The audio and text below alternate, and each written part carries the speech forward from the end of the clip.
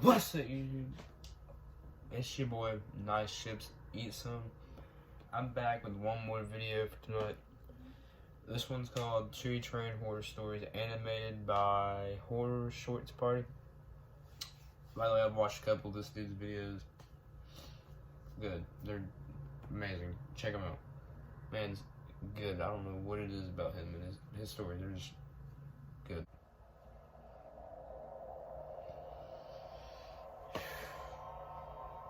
It happened when I was with my girlfriend, who we'll call Lisa for the sake of the story. I was sitting on my bed watching TV while Lisa was on her laptop working on a school report for her English class. It was due the following Monday, which kept her busy on the laptop for the majority of the weekend. My parents were out of town, so we had the house to ourselves. I'd just like to point out that Lisa and I were polar opposites from each other.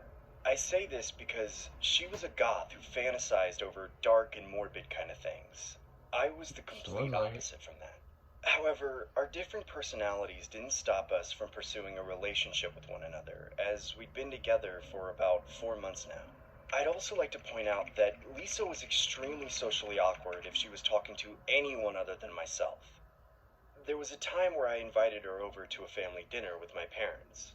Lisa was understandably a bit shy at first, but as the night progressed, it turned out to be less awkward than I anticipated. At dinner, my dad asked Lisa, "So Lisa, if you could have anything in the world other than Jack, what would it be?" Money. I don't know if I feel comfortable answering that. I'm joking. What do you mean? What else would you want other than my son? Harold, stop it.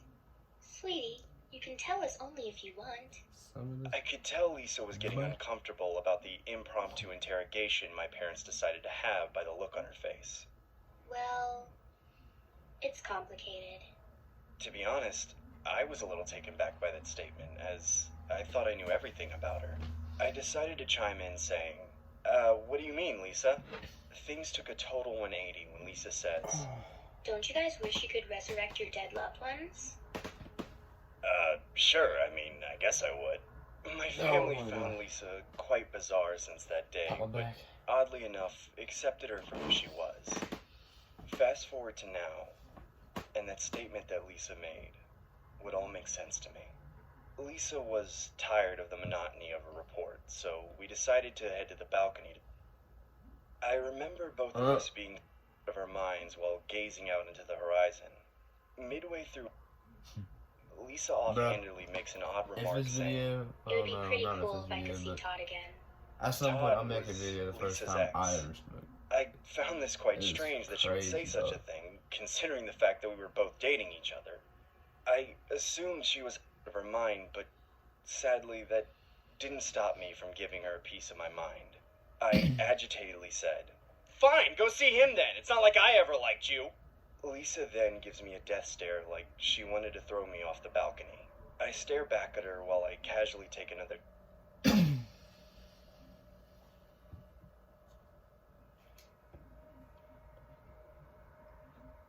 A long pause of awkward silence occurred, but then I had a nostalgic moment. I remembered Lisa mentioning something about Todd passing away just before we dated. His cause of death was due to undisclosed reasons I won't get into. Really? Can't kill yourself any other way, but you gotta use Everything Lisa was saying all made sense now. She was just expressing that she wanted to see Todd again since he was no longer here with us. I attributed my lack of memory to being out of my mind, which helped make the mishap more plausible, so I extend my arm to pass it to Lisa. She then slaps the out of my hand and aggressively says, "He was better than you anyway." I had gotten into arguments with Lisa in the past, but I could tell she was at her boiling point this time. She then storms out of my place and immediately gets into her car. Despite being wrong in the situation, I stupidly shouted from the balcony saying, "Fine, have fun fishing on Tinder, loser!" She then flips me the bird and begins driving off into the distance. I eventually head back to my bedroom and continue to watch TV. About 5 minutes later, I couldn't help but feel guilty about what I did. I then decide to text Lisa saying, "Please come back to my house. I'm not trying to place in more in case you forgot."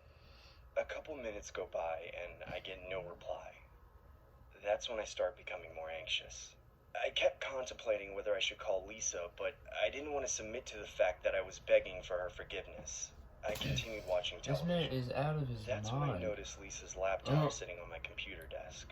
She had stormed off and obviously forgot to take it with her.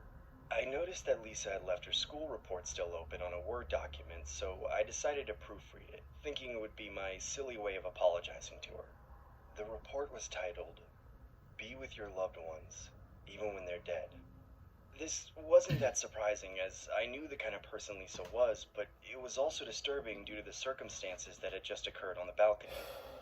I skimmed through the report and find Lisa talking about a relationship and how she wasn't internally happy and needed some sort of closure.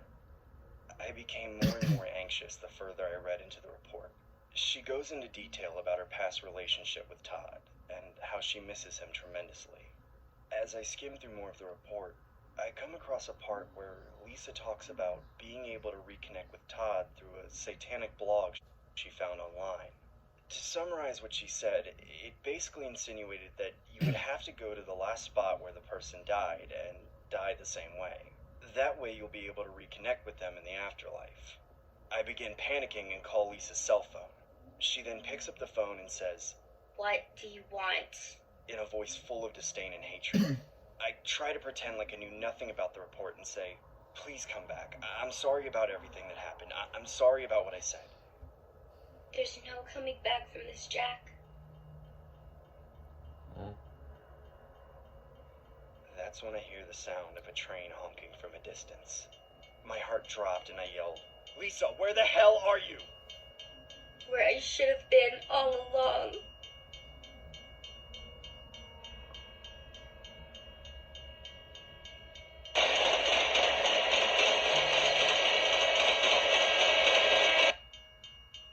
I could hear the train getting louder and louder, like it was coming with a full head of steam towards her direction. I began shouting, "Lisa, get the hell out of there! Lisa, please, I'm sorry!" Desperately trying to stop her from what I knew she was about to do. "Lisa, I'm sorry, okay? Get the hell out of there! Please!" "Oh, Lisa, please, I'm sorry. I'm sorry. I'm sorry. Lisa, please, I'm sorry. I'm sorry. I'm sorry. Please come back. I'm sorry. I'm sorry I was such an awful boyfriend. I'm sorry, Lisa." She then said, "See you again, Todd." "No! No, Lisa! Oh, Lisa, please, I'm sorry."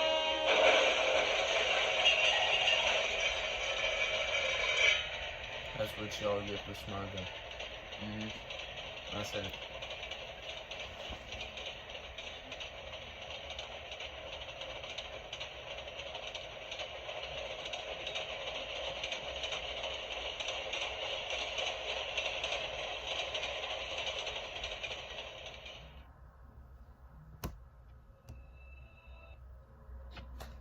That was the most saddest but scariest thing I've ever seen in my life.